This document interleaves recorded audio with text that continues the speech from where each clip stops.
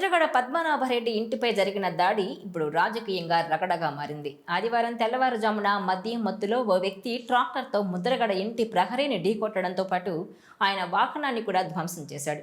ఈ ఘటనపై వైసీపీ తీవ్రంగా స్పందించింది. ఇది అధికార పార్టీ అరాచకాలకు నిదర్శనమని ఆరోపించింది. అయితే వైసీపీ విమర్శలపై స్పందించిన అధికార కూటమి ఘాటుగానే సమాధానమిచ్చింది. ఈ దాడిని రాజకీయ ప్రయోజనాల కోసం ఉపయోగిస్తున్నారని విమర్శించింది.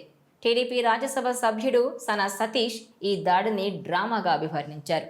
దాడి చేసిన వ్యక్తి గతంలో ముద్రగడ ఇంట్లో పనిచేశాడని, వ్యక్తిగత కారణాల వల్లే ఈ చర్యకు పాల్పడ్డాడని అభిప్రాయపడ్డారు.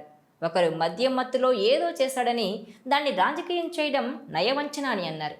వైసీపీ ఓటమిని జీర్ణించుకోలేకే ఇలాంటి ప్రచారాలకు దిగుతోందని ఆరోపించారాయన. ప్రజలు అలాంటి మాయల్ని నమ్మరని, ఎన్నికల్లో చిత్తుగా ఓడిపోయిన వైసీపీ ఇంకా ప్రజల్లో నమ్మకం కోల్పోతుందని విమర్శించారు. జనసేన నుంచి ముద్రగడ కుమార్తె క్రాంతి కూడా ఈ ఘటనపై స్పందించారు. తండ్రి ఇంటిపై దాడి జరగడం బాధించిందని, అయితే నిందితుడికి జనసేనకు ఎలాంటి సంబంధం లేదని స్పష్టం చేశారు ఆమె. కేవలం జై జనసేన అన్నంత మాత్రాన అతను జనసేన కార్యకర్త కాదని గుర్తు చేశారు. జనసేన అధినేత పవన్ కళ్యాణ్ ఇటువంటి చర్యలను ఎప్పుడూ సమర్థించరని పేర్కొన్నారు. సోషల్ మీడియాలో మాట్లాడిన వ్యక్తికి మతి స్థిమితం లేదని, దీన్ని జనసేనపై నెట్టడం తగదని అభిప్రాయపడ్డారామె. ఇక దాడి జరిగిన వెంటనే పోలీసులు ఘటనాస్థలికి చేరుకున్నారు. నిందితుడు గన్నిశెట్టి గంగాధర్ను అదుపులోకి తీసుకుని విచారణ చేపట్టారు. అతను కావాలని ఈ చర్యకు పాల్పడ్డా లేక వెనుక ఎవరైనా ప్రోత్సహించారా అనే కోణంలో దర్యాప్తు కొనసాగుతోంది. ముద్రగడ ఇంటి కాంపౌండ్ వాల్ ధ్వంసం కావడానికి అసలు కారణాలేంటనే విషయంపై పోలీసులు ఆరా తీస్తున్నారు. ఈ ఘటన నేపథ్యంలో రాజకీయ పార్టీల మధ్య మాటల యుద్ధం కొనసాగుతోంది. ఒకవైపు వైసీపీ దీన్ని అధికార పార్టీ అరాచకంగా చిత్రీకరిస్తుండగా, మరోవైపు అధికార కూటమి దీన్ని రాజకీయ డ్రామాగా పేర్కొంటోంది.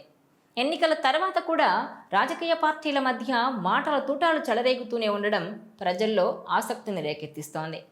ఆదివారం తెల్లవారుజామున 3 గంటల సమయంలో ముద్రగడ పద్మనాభం ఇంటి దగ్గర ఉద్రిక్త వాతావరణం ఏర్పడింది. ట్రాక్టర్తో ఆయన ఇంటి గేటు బద్దలు కొట్టుకుని ఇంటి ముందు పార్క్ చేస్తూ ఉన్న కారును ఢీకొట్టారు. దీంతో కారు భారీగా డ్యామేజ్ అయింది. అదేవిధంగా అక్కడ ఏర్పాటు చేసిన ఫ్లెక్సీలు కూడా చింపివేసి జై జనసేన అంటూ పెద్ద ఎత్తున నినాదాలు చేశారు. ఇక ఈ ఘటన తర్వాత వైసీపీ నాయకులు ముద్రగడ పద్మనాభం ఇంటికి వెళ్లి ఆయన్ను పరామర్శించారు.